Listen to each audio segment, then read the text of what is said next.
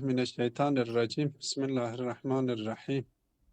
Elhamdülillahi Rabbil alemin. Ve salatu ve selamu ala seyyidina ve nebiyyina Ebil Qasimil Mustafa Muhammed ve alihi teyyibine tahirin ve ashabihil muntecebin. El merhaletu thaniyetu fi inqisamil vücudi ila hariciyyin ve zihniyyin ve fiha faslun vahidun.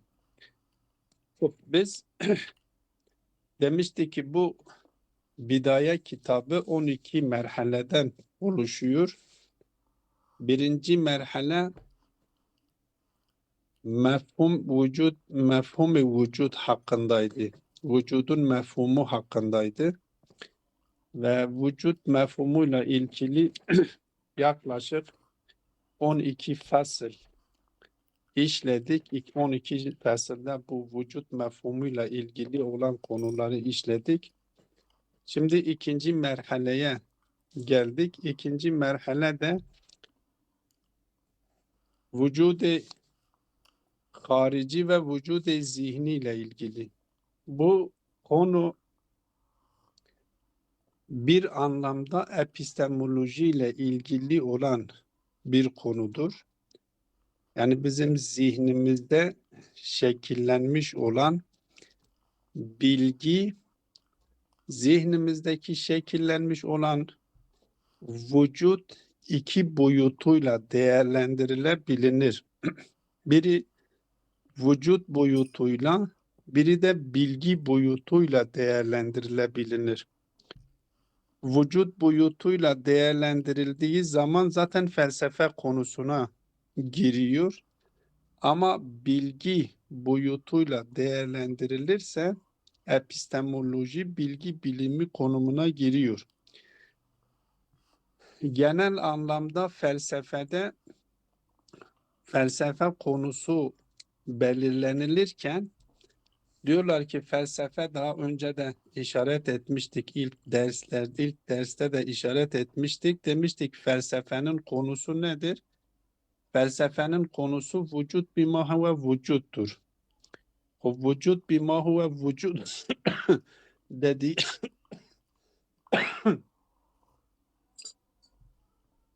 vücut bima huve vücut dediğimiz zaman vücut-i zihni de altta giriyor. Vücut-i zihni de kapsıyor. Dışarıdaki vücudu da kapsıyor. Dolayısıyla vücut-i zihni de felsefenin bir konusu oluyor. İster istemez. Çünkü bilahare vücut dediğimiz zaman ister zihnimizdeki vücut olmuş olsun, ister dışarıdaki vücut olmuş olsun. Vücut vücuttur. Vücut dediğimiz zaman felsefenin konusu vücut ise öyleyse bilgi de felsefenin konularından bir konu olmuş oluyor. Ancak bu son zamanlarda bu epistemoloji dediğimiz bilgi bilimi dediğimiz şey nazariyetul marife dediğimiz şey kendi başına bir felsefe, bir konu, bir bilim dalı olmuş. Çünkü gelişmiş bilgi hakkında üzerinde çok çalışılmış ve kendi başına bir dal haline gelmiş. Burada sadece vücud-i zihniyi bilgiyle eğer biz vücud-i zihniyi inkar edersek adeta bilgiyi inkar etmiş oluyoruz. Kendisi bu fasılda geliyor vücud-i zihninin var olduğunu. Çünkü vücud-i zihni var mıdır yok mudur konusunda farklı görüşler söz konusudur. Dışarıda var olan varlıkların aynısı mı bizim zihnimize geliyor? Yoksa zihnimizde şekillenmiş olan vücut ile dışarıda var olan varlıklar arasında tebayün mü vardır? Ya bir şebeh şeklinde midir? Burada 3 görüş ortaya atılmış bizim bu bidaye konusunda. Bu Aslında bu konu çok geniş bir konudur. Biz detaylısına girmiyoruz. Sadece buradaki bu kitapta işlenmiş kadarıyla işlemeye çalışıyoruz. Burada üç tane görüş ortaya atılmış. Vücude zihni var mıdır, yok mudur? Eğer vücude zihni var ise dışarıdaki vücutla aynı mıdır, değil midir? Bu konuyu işliyor. Allame Tabatabayi'nin savunmuş olduğu, yani Hikmetül Mutealiye'nin savunmuş olduğu görüş budur. Diyorlar ki zihnimizde var olan vücut dışarıdaki hakikatle aynıdır. Sadece arasındaki fark şudur: dışarıdaki vücudun kendisine ait eserleri vardır. Şimdi siz düşününüz. Dışarıda ateş vardır. Dışarıda su vardır. Dışarıda mesela diyelim taş vardır. Dışarıda su ıslatıyor. Dışarıdaki su hareket ediyor. Dışarıdaki ateş yakıyor. Ama bu ateş zihnimize geldiği zaman, ya o su bizim zihnimize geldiği zaman, zihin yapısından dolayı o dışarıdaki esere sahip değildir. Zihnin şartlarından kaynaklandığı için zihin bir alemdir. Bu alemdeki bu alemin kendisine has şartları vardır ve bu şartlarına göre o vücut orada şekilleniyor. Dışarıdaki vücutla aynı olmasına rağmen, o dışarıdaki vücudunun kendisi olmasına rağmen, o dışarıdaki vücudunun eserlerine sahip değildir. O eserlere sahip olmamasının sebebi zihnin yapısından kaynaklanıyor. Yoksa dışarıdaki vücutla aynı değildir diye o eserlere sahip değildir diyemiyoruz. Eğer zihnimizdeki vücut dışarıdaki vücutla aynı olmasa, hüviyetleri, mahiyetleri aynı olmazsa bizim bilgi edinmemiz imkansız oluyor. Eğer zihnimizde şekillenmiş olan tasavvurlar, zihnimizde şekillenmiş olan mefhumlar, mahiyetler dışarıdaki varlıklarla aynı olmazsa biz dışarıdaki varlıklar hakkında bilgi edinmemiz imkansızdır. Hocam Dolayısıyla özür diliyorum. Bu olmayan şeyler de zihinde var olup da dış dünyada gerçeklikte olmayan şeyler de vücudi zihni kategorisine giriyor mu? kesinlikle biz dışarıda ma'dum olanlara zihnimizde zaten hamle evveli de onun için söylemiştik de, hamle evveli şeklinde onları zihnimizde kendilerine bir vücut veriyoruz ve kendisine vücut verdikten sonra biz kendisinden konuşabiliyoruz. Yoksa daha önce söylemiştik, biz Adem'den konuşamıyoruz. Adem'in, mutlak Adem'den haber verilmiyor ki. Ama biz mefhum-i Adem'den haber verebiliyoruz. Biz Adem, muzaf olan Ademleri birbirinden ayırt edebiliyoruz. Zihnimizde bunlara bir vücut veriyoruz. Hatta imtina işte zaten burada örnek getiriyor. O vücudu zihninin var olduğunu ispatlarken delillerden bir tanesi de budur. Biz Adem hakkında normalde biz önceki derslerde işaret etmiştik. Demiştik ki Adem'den haber verilmiyor. Ennel ma'dumel mutlaka la yuhberu anhum. Ama bunun kendisi de haberdir aynı zamanda. Bu eğer kendisinden haber verilmiyorsa, oysa biz kendisinden odur haber veriyoruz. Kendisinden haber veriyoruz ki haber verilmiyor. Bu kendisinden haber verilmiyor dememiz de adeta bir haberdir. Bu haber verilmiyor, kendisinden haber verilen şey biz zihnimizde kendisi için biz zihnimizde bir vücut vermişiz. ve zihnimizde vücut verdiğimiz şeyden haber veriyoruz.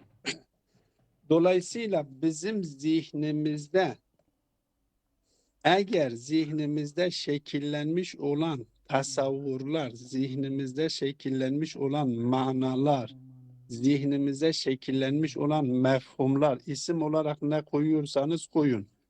Tasavvur deyin, mefhum deyin, algı diyelim, mana diyelim. Bak bunlar bizim zihnimizde şekillenmiştir. Bu zihnimizde şekillenmiş olanlar eğer dışarıdakiyle aynı değilse, o zaman biz hiçbir zaman dışarıdaki varlıklar hakkında bilgi edinemeyiz. Zihnimizdeki tasavvurlar, mahiyetler dışarıdaki gerçekliklerle uyum içerisinde değilse, dışarıdaki varlıklar hakkında hiçbir zaman bilgi edinemeyiz.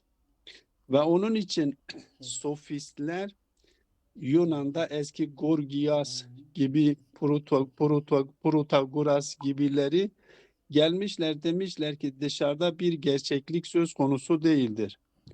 Dışarıda bir hakikat söz konusu değildir. Sadece zihnimizde şekillenmiş olan tasavvurlar vardır ve herkesin zihninde şekillenmiş olan tasavvuru haktır.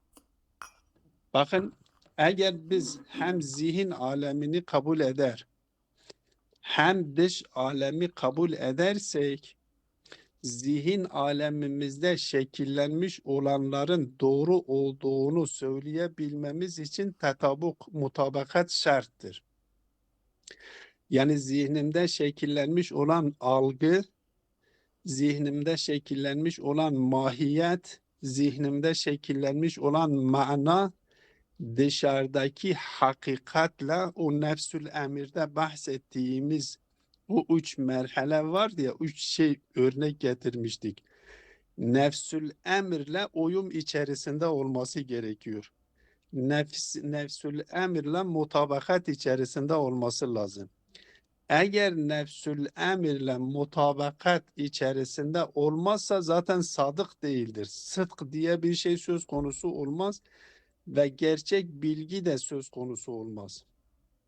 Dolayısıyla bizim zihnimizde şekillenmiş olan tasavvurlar dışarıda var olan hakikatle uyum içerisinde olması gerekiyor ki zihnimde şekillenmiş olan tasavvurun doğru olduğunu iddia edebileyim.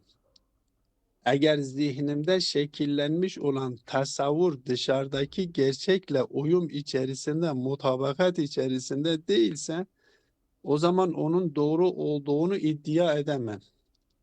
Elbette söylediğim gibi bu epistemoloji konumuna giriyor. Marifet, nezariyetul marife konusuna giriyor.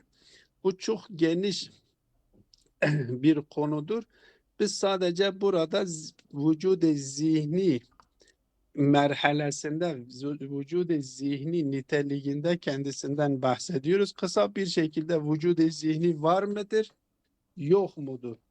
Allame Tabatabai diyor vücud-i zihni vardır. Hikmetül Mutaaliye. Elbette felsefe, İslam filozoflarının ekseriyeti bunu kabul ediyor.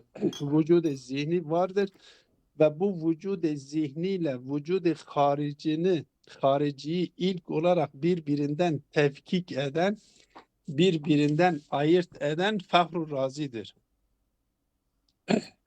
Fahru Razi ilk olarak bunun bir başlık altında vücud-i harici ve vücud-i zihni şeklinde kendisi şey yapıyor, kendisi işliyor. Mebahisul Meşrikiye'de, Mebahisul Meşrikiye kitabında bunu ilk olarak kendisi ortaya atıyor ve ondan sonra İslam filozofları tarafından müstakil bir konu olarak işlenilmiştir.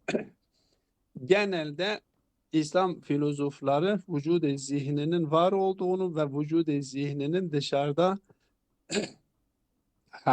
dışarıdaki hakikatlerle uyum içerisinde mahiyet olarak aynı olduğunu savunmuş. Ama bazıları şebeh şeklinde bunu demişler ki yok. Sadece bir şebeh şeklinde, bir karartı şeklinde, bir hayal şeklinde almışlar. Fahru Razi'ye de nispetlendiriliyor. Diyor Fahru Razi diyor ki vücud-i zihni diye bir şey söz konusu değildir. Her ne kadar Fahru Razi vücud-i zihni ile vücud-i hariciyi unvanını kendisi ortaya atıyor ve bir başlık olarak bunu kendisi atıyor ve bu konu konuşuyor ise de bir konu haline getirmiş ise de Fahru Razi vücud-i zihni kabul etmiyor. Bilgiyi izafe şeklinde kabul ediyor. Dışarıdaki nefisle o dışarıdaki varlık arasındaki nispet şeklinde değerlendiriyor diyor izafedir ki Allame Tabatabai bunu reddediyor. Her halükarda burada vücud-i zihni bağlamında üç görüş söz konusudur. Bir görüş budur ki zihnimizdeki mahiyetlerin iki merhalede var olduklarını bir zihnimizde vardır, bir de dışarıda vardır. Bir görüş de diyor ki yok. Zihnimize sadece şebeh şeklinde bir karartı şeklinde bir hayal şeklinde onun hakikati değildir. Şebeh şeklinde olduğunu söylüyor. Bir görüş de izafe şeklinde olduğunu savunuyor. Allame Tabatabai bu görüşlere işaret ediyor. Dataya girmeden kendi görüşünü açıklıyor ve savunmuş olduğu görüş için de 3 tane delil getirip zikrediyor. Şimdi biz kitap üzerinden okuyalım. Kendisini biz kitap üzerinden bu görüşleri açıklamaya çalışalım. Hocam bir şey sorabilir miyim? Dinliyorum. Hocam he, şimdi vücud-i zihni dedik ki eğer vücud-i zihni ile vücud-i harici arasında bir tetabuk varsa zaten sıdıktır değil mi? Evet, sadık oluyoruz. Peki bu haber kategorisine giren bu şimdi eğer yalansa diyelim vücud-i zihnide olan bir şey fakat tetabuk etmiyor. Çünkü onun karşılığı şeyde yok. Vücud-i haricide yok. Evet. Bu yalan o zaman nasıl oluyor? Bak Eğer vücud-i biz zihni var fakat vücud-i harici yoktur. eğer biz işte nefsül emirde o nefsül emir hakkında getirmiş olduğumuz açıklama bunu cevaplandırıyor. Eğer mesela farz edelim hamli evveli şeklinde benim zihnimde varsa Evet. ama ben hamle şai şeklinde iddia edersem kazıp oluyor. Ama hamle evveli şeklinde kazıp değildir ki. Tamam. Tamam. Tamam mı? Yani Tamam. hamle Tamam. evveli şeklinde eğer hamle evveli şeklinde ise ben hamle He, evveli şeklinde iddia ediyorsam doğrudur. he, Ama hamle evveli şeklinde olduğu halde hamle he. şai şeklinde olduğunu iddia ediyorsam İddianız kazıp yoksa oluyor. bir iddianız Kaz, yoksa tabii. O zaman evet, kazıp oluyor. evet, Dolayısıyla o nefsül emri de göz ardı etmeyelim. Nefsül emr tamam.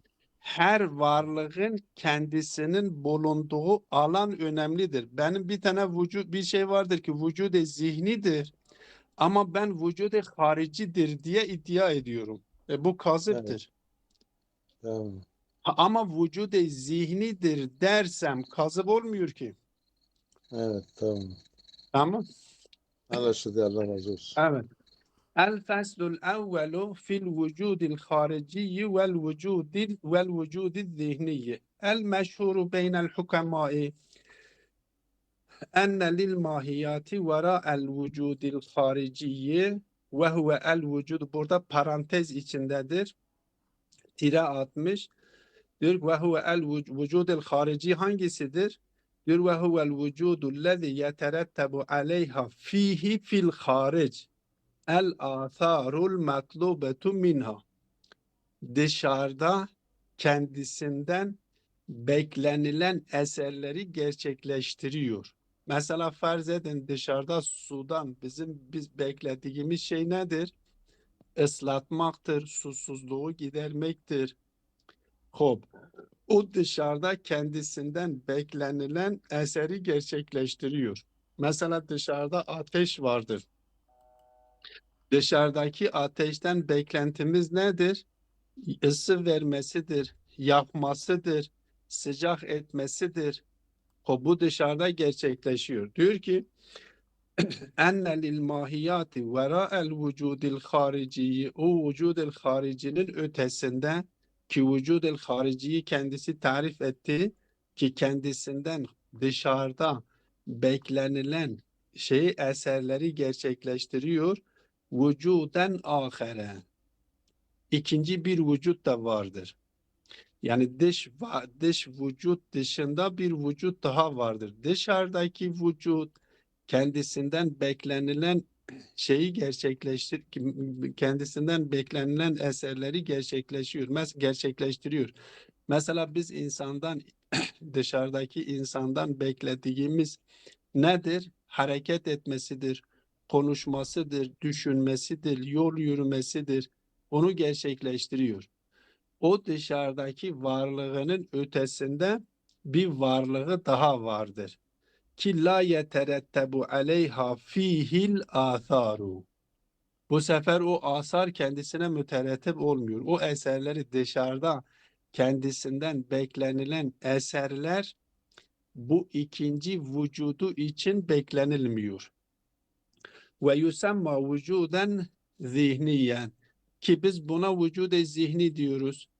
O ikinci vücuda vücude zihni. Ben dışarıda insan vardır, zihnimde de insan vardır. Dışarıda ateş vardır, zihnimde de ateş vardır. Ben bazen arkadaşlarla öyle konuşurken diyorum ki zihin alemindeki varlıklar birbirine engel değildir. Çünkü zihnimizdeki varlıklar adeta bencil değildir.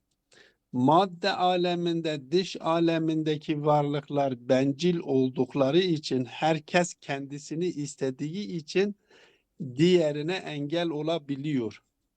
Mesela dışarıda ben bir duvarla karşılaşıyorum. Duvar benim önümü tıkıyor, beni engelleyebiliyor. Taşla karşılaşıyorum, taş beni engelleyebiliyor. Dışarıdaki varlıkların yapısı öyledir. Her bir varlığın kendisine göre bir varlığı vardır ve o varlık yapısına göre bir eserleri vardır. O eserlerinden bir tanesi de diğerlerine engel olabilmektir. Ama bunlar dış alemde var olan varlıkların aynısı bizim zihnimize geliyor, zihnimizde şekilleniyor ama zihnimizdekiler bencil olmadıkları için bir ahlaki bu şeydir, ahlaki derstir aslında. Bunlar zihnimizdekiler bencil olmadıkları için bir diğerine engel değildir. Hop, diyor ki bunlar zihnimizde de dışarıda dış alemde var oldukları gibi zihnimizde de vardır. Biz bunlara vücude zihni diyor. Elbette bunu yine hatırlatmakta fayda vardır. Biz zihnimizi normalde bir kap şeklinde, bir zarf şeklinde düşünmeyelim. Yani zarf diye bir şey söz konusu değildir. Varlıkların var olmasıyla zihin kelimesi intiza ediliyor. Yani zihin sözcüğü bir intizai bir kavramdır. Yoksa gerçekten bir zarf şeklinde bir zihin vardır ve iç dışarıdan o varlıklar geliyor, onun içine giriyor, öyle değildir. Belki bizim her halükarda biz dışarıdaki varlıklarla karşılaştığımız zaman o dışarıdaki varlıklardan biz zihnimize bir şey tasavvur ediliyor. O tasavvurların oluşmasıyla biz ona vücude zihni diyor, zihin diyoruz. Ve artık orada olanlara vücude zihni diyoruz. Fel insanul mevcudu fil harici kaimun la fi mevdu'in. Bu cevherin tarifidir. Normal cevherle arez tarif edilirken cevheri tarif ediyorlar. Diyorlar ki iza vucide la iza vucide fil harici vucide la fi mevdu'in. Cevherin tarifi budur. Ama arazi tarif ederken diyorlar ki iza vucide fil harici vucide la fi vucide fil mevzu. Araz dışarıda var olmak istediği zaman muhakkak bir mevzuun üzerine. Mesela farz edin dışarıda rengin olabilmesi için bir cisim olması şarttır. O cisim üzerinde oluyor. Ama cisim o cevherlerin 5 kısma ayırıyorlar. Cevherler dışarıda var oldukları zaman bir mevzuğa ihtiyaç duymuyor. Diyor dışarıdaki insan var olmak istediği zaman vücude lafi mevzuin. Çünkü cevherdir, bana bağlı değildir. Dışarıdaki insanın varlığı bana bağlı değildir. Onun için diyor ki fel insanul mevcudu fil haric, o dışarıdaki mevcud olan insan kaimun la fi mevzuin. Mevzuda değildir. Yani kaimdir, vardır ama mevzua bir şeye bağlı değildir. Bima ennehu cevherun. Çünkü kendisi cevherdir.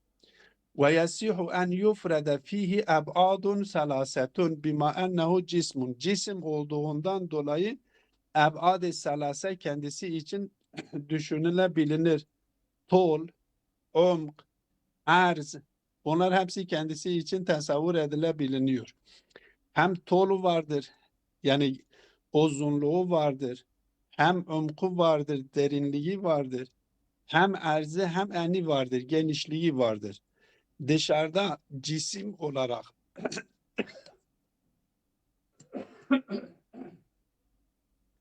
dışarıda cisim olarak var olan varlıkların hepsi için bu üç boyutu düşünebiliyoruz. Hem toldur, hem umktur, hem erzdir. Burada da diyor ki insan dışarıda var olan insan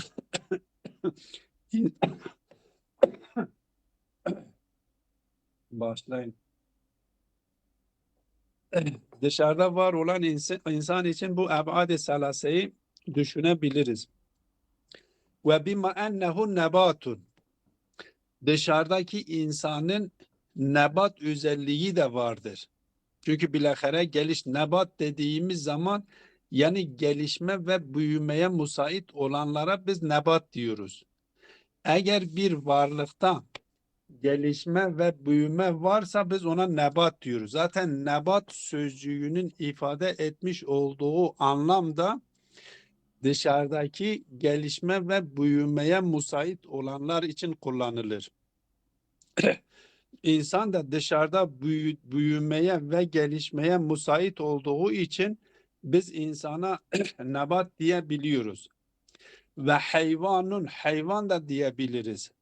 Hayvan sözcüğünün ifade ettiği mana iradesiyle, kendi iradesiyle hareket eden varlık için kullanılıyor. Kendi iradesiyle dışarıda kendi iradesiyle hareket eden varlıklara hayvan denir. Yani canlı. Ama elbette canlı demek nebatlara da canlı deniliyor. Ama hayvandaki canlılık o büyüme, gelişmenin yanı sıra kendi iradesiyle hareket edebilmesidir. Bir ağaç düşününüz, ağaç kendi yerinde büyüyor, gelişiyor ama kendi yerinden hareket edip kendi kendine hareket edip başka bir yere gitmiyor. Dışarıdan bir amil gelip onu oradan sökmediği sürece o kendi yerinden hareket etmiyor. Ama hayvan öyle değildir. Hayvanda da büyüme, gelişme vardır. Ama büyüme ve gelişmenin yanı sıra kendi iradesiyle hareket etme durumu da söz konusudur. Ve aynı zamanda aynı zamanda insandır. Bu sefer insan hangi boyuta işaret ediyor? İnsan ise o dışarıdaki insan ki ben bunu şu şekilde yani hayvanla insan arasındaki farkı şu şekilde açıklayabiliriz.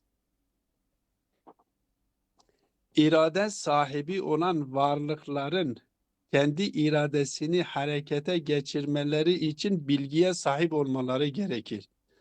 Yani irade sahibi olanların iradesini yönlendiren bilgidir. Bilgi de iki kısımdır. Ya bilgi hissidir ya tahlilidir. Hissi bilgilerle eğer irade yönlendiriliyorsa bu hayvandır. Ama tahlili bilgilerle eğer bilgi o irade yönlendiriliyorsa buna insan deniliyor. Öyleyse insanın iradesini yönlendiren bilgi tahlili ise insan durumuna düşmüştür. Yani aklıyla tahlil etmiş ve o tahlille elde etmiş olduğu bilgiyle kendi iradesini yönlendiriyorsa buna insan deniliyor. Ama yok.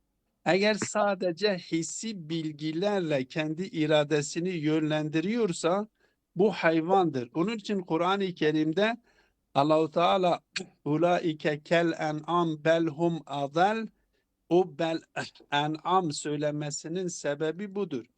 Yani eğer insan aklını kullanmıyor ve aklıyla tahlil edip tahlili bilgilerle kendi hayatını şekillendirmiyorsa, sadece hissi bilgilerle kendi hayatını şekillendirmeye çalışıyorsa, beş duyu organlar üzerinden hareket edip ve sadece beş duyu organın kendisine kazandırmış olduğu bilgi üzerinden hareket ediyorsa, hayvanla hiçbir farkı yoktur. Çünkü bu merhalede hayvanla insan arasında fark yoktur. Dolayısıyla diyor ki insan dışarıda cisim olduğundan dolayı üç tane boyutu vardır.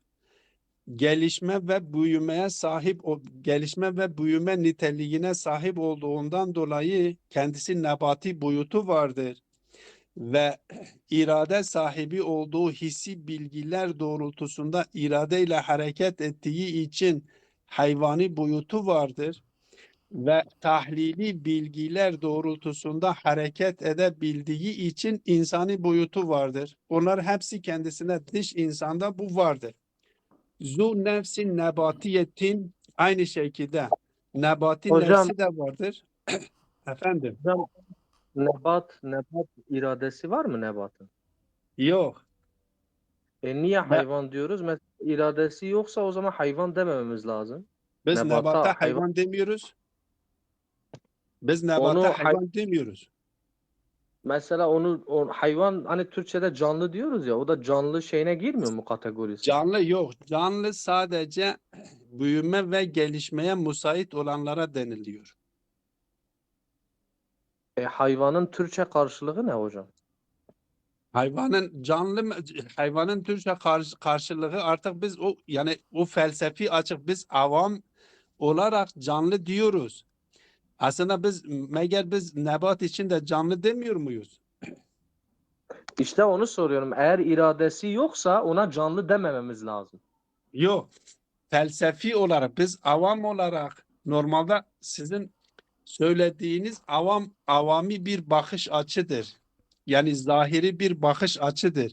Ama felsefi olarak biz değerlendirdiğimiz zaman büyüme, gelişmeye müsait olan her varlık canlıdır. Yani Ancak o hayvanın o felsefede felsefe felsefede nebat hayvan kategorisine girmiyor. anlamadım. Dedim felsefede nebat hayvan Yok, kategorisine girmiyor. yok. Tamam. Tamam Yani hocam. felsefede hayvan kategorisine girebilmesi için irade sahibi olması lazım.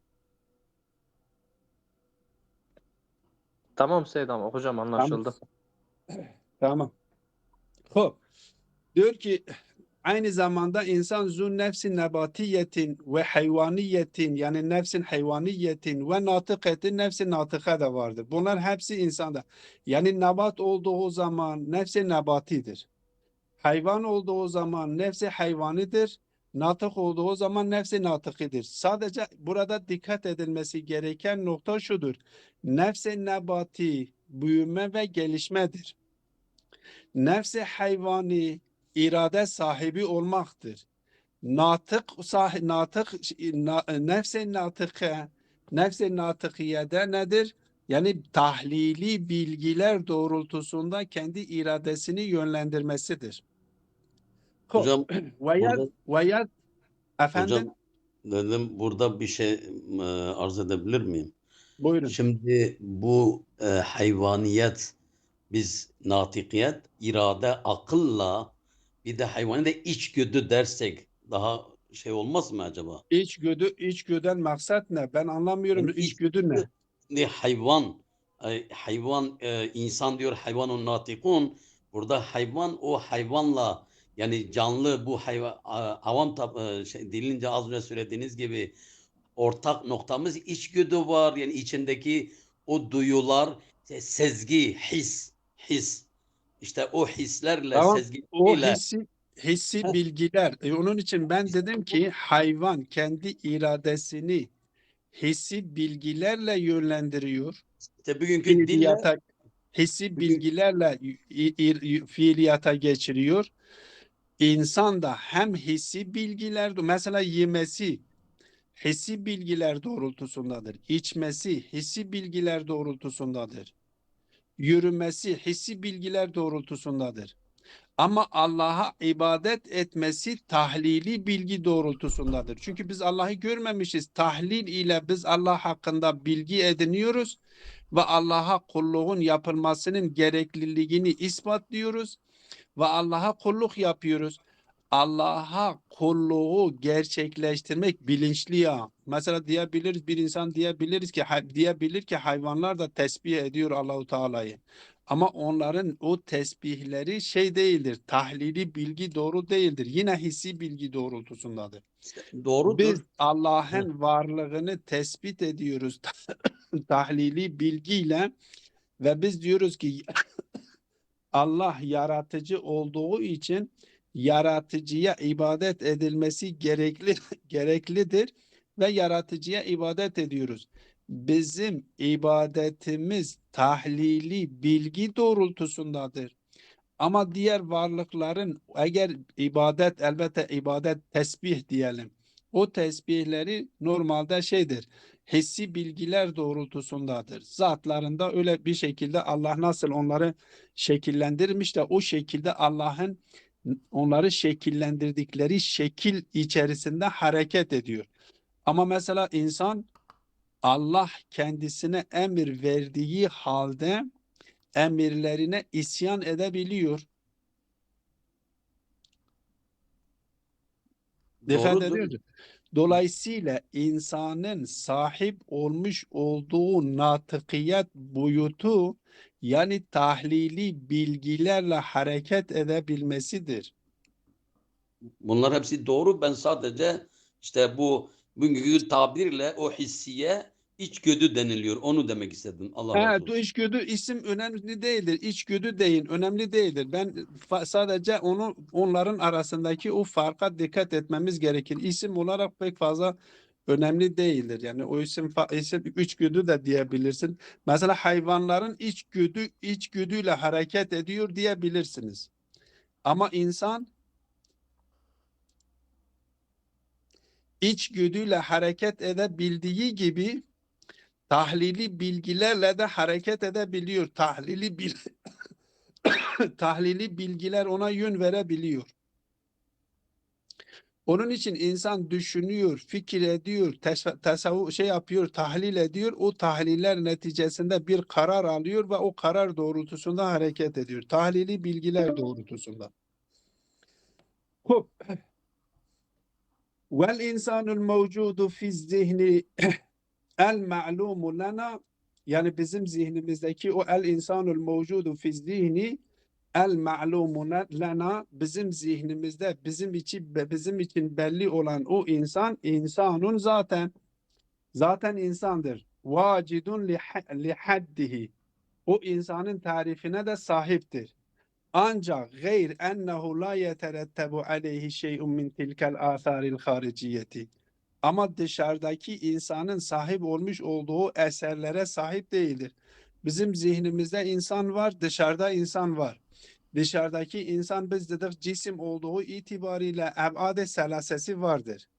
Nebatiyet boyutu vardır, hayvaniyet boyutu vardır, insaniyet boyutu vardır ve bunlar doğrultusunda nefs-i nebatiye, nefs-i hayvaniye, nefs-i natıkiyesi vardır. Ama zihindeki insanın bunların hiçbirisi yok. Aynı olmasına rağmen biz bu insanı, zihnimizdeki insanı tarif ederken yine diyoruz hayvanun natikun. Yani onun o hayvanlık boyutuna işaret ediyoruz. Onun o natıkiyet boyutuna işaret ediyoruz. O hayvanın sahip olmuş olduğu tarife sahiptir. Aynı şey, aynı tarifi barındırıyor. Ben kendi zihnimdeki insanı tarif etmeye kalkıştığım zaman diyorum ki hayvanun natikun. Buna rağmen yani o dışarıdaki insanın tarifine sahip olmasına rağmen غير أنه لا يترتب عليه شيء من تلك الآثار الخارجية. Ama dışarıdaki eserlere sahip değildir. Bu dışarıdaki eserlere sahip olmaması da zihin aleminde, zihin alemiyle dış alemi bir değildir. Şartları farklıdır. Aynı şartlara sahip değildir ki diyelim ki aynı şeylere, aynı eserlere sahip olmuş olsun. Hop. Buraya kadar iddiayı ortaya attı. Dedi ki dışarıda var olanlar bizim zihnimizde de vardır ve dışarıda var olanının tarifi neyse zihnimizde var olanının tarifi de odur. Bu onun iddiasıdır. Ve zehebe ba'duhum ila ennel ma'lume lena. Bazıları da demiş ki bizim zihnimizde olup bize malum olan el müsemma bil vücudi zihniye ki biz ona vücude zihni diyoruz şabahun. Yani demek ennel ma'lume lena şabahun. O bizim zihnimizdeki olan bir şebehtir, bir karartıdır, bir hayaldir. Dışarıdaki varlık için getirdiğiniz tarif onun için geçerli değildir. Evet diyor şebehul mahiyeti li enfusina. O mahiyetin şebehidir. O mahiyetin karartısıdır ve bizim nefsimiz için şey olmuştur, meydana gelmiştir. Yoksa La onu bizim... nefsuha. Hocam la Efendim? nefsuha. Li enfushiha mıdır yoksa la nefsuhadır? شبح الماهية لا نفسها. Böyle. Ben şey yaptım. Böyle şebehul Tamam. mahiyeti la nefsuha. La nefsuha. Tamam. Böyle. Tamam. La nefsu. Kendisi değildir. Şebehidir. Kendisi değildir. Evet. Diyor şebehul mahiyeti la nefsuha. O mahiyetin şebehidir. Nefsi değildir. Kendisi değildir. Vel muradu bihi. O şebehten maksat nedir? Diyor aradun ve keyfun kaimun bin nefsi. Bir arazdır. Bir keyiftir. Ve kaime bin nefstir. Ama yukarıda Allame ne diyor? Allame diyor ki hayır bizim o dışarıdaki dışarıda olanının tarifini kendisi için de zikredebiliyoruz.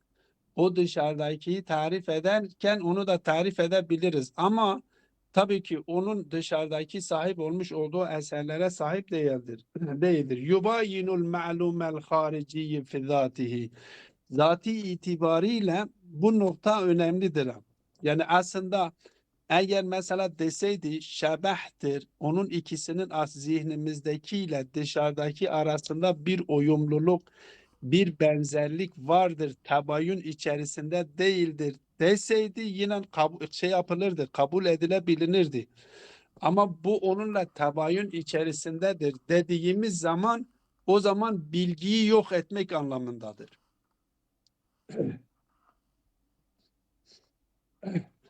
Evet diyor nerede? Diyor ki yubayinul ma'lumel harici fi zati ve yuşabihu ve yahkihi fi ba'di hususiyatihi. Sadece ona benziyor ve onun bazı hususiyetlerini hikayet ediyor. Kes suretil feresil menkuşeti alel cidari el hakiyeti lil feresil hariciye. Bir duvar üzerindeki mesela çizilmiş olan bir resim düşününüz. O ondan hikayet ediyor. Onun gibidir. Ona benzetiyor.